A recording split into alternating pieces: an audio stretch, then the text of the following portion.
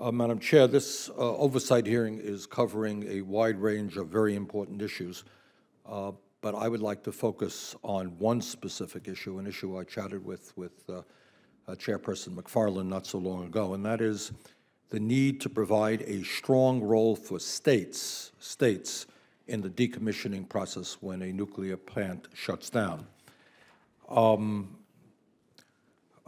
Senator Sessions bemoaned the fact that the nuclear power plant in Vermont is going to be shut down. Senator, I would suggest to you that the people of Vermont would respectfully disagree with you.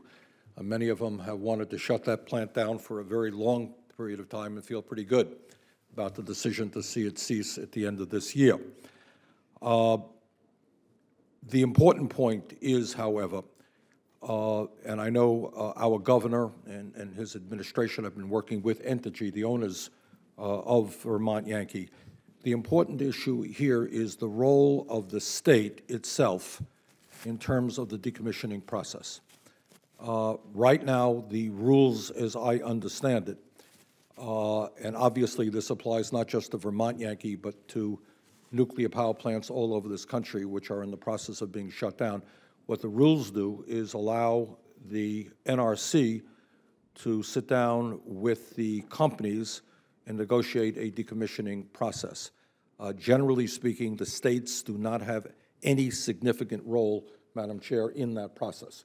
They can be observers, there can be public meetings, they can provide input, but at the end of the day, the company and the NRC work out the agreement. Madam Chair, I think on the face of it, that just doesn't make a whole lot of sense. The people of a given state, whether it's Vermont or your state of California, it seems to me, have a right to have a place at the table. How long is the decommissioning process going to take place? Well, in the case of Vermont Yankee, I don't think this is going to be the case, but there was at one point some suggestion, well, it may take 60 years. 60 years. I don't think that's going to happen. 60 years. That was a suggestion. Now, frankly, I don't think that that's going to happen. I don't think that's Entergy's intention. But, you know, imagine having a hulking mass in southern Vermont deteriorating for 60 years. Nobody that I know in Vermont wants that to happen. What about the jobs? We are concerned, one of the negatives of the shutdown of the nuclear power plant is the loss of decent paying jobs in southern Vermont. Everything being equal, we would like to see those workers who are currently employed get a shot at being part of the decommissioning process. They know the plant. I understand there's a difference in job description. Can that take place? I think it can. Should the state, maybe the union, be involved in that discussion? I think that they should. Now, the important point here is this is not an issue that just impacts Vermont. We have a number of nuclear power plants that are being decommissioned, including in states like California, Florida, Wisconsin, New Jersey, New York, and Ohio. And this clearly is not a Democrat or Republican or an independent issue. It's not rural or urban. This is a simple issue. Do the people of those states get a seat at the table? Right now, the rules, as I understand it, really preclude states from sitting down. And we can either change it through rules, and I will be asking you questions about that, or we can change it through law. But one way or another, I think the states in this country should have a strong seat at the tables. There are a number of states in which nuclear power plants will be shut down. California, Vermont, elsewhere. It is of enormous importance to the people in those states how the decommissioning process works. Will it take 60 years? Will it take, as has been the case, 10 years?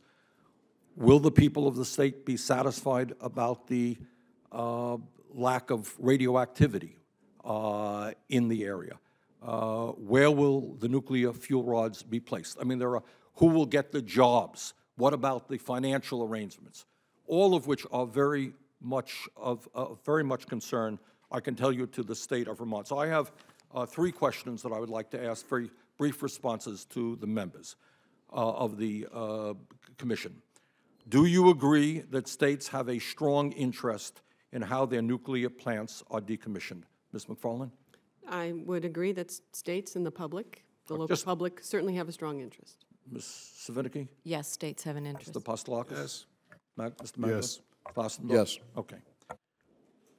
Do you agree that it is fair and reasonable for the host state to have a real seat? Now, I know the real seat is, that term is not quite a technical term, but a significant role to play during the decommissioning process. Not just a hearing, not just giving their opinion, but having a seat at the table helping to determine the outcome. Ms. McFarland? Let me just explain something. Our regulations, what we do is regulate the safety and security of these facilities as they decommission. Let's just talk about the decommissioning piece of this.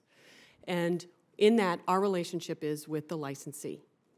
We are holding them accountable to make sure that they are providing safety and security. Now, the public should have some kind of role, okay? And we do encourage public engagement. We do hold public meetings. You and I chatted about this issue. Yes. We encourage strongly that the licensee form some kind of community advisory board in which they could... I apologize, I just don't have a whole lot of time. I understand all that. We chatted community advisory. That is not satisfactory to me because advice can be rejected.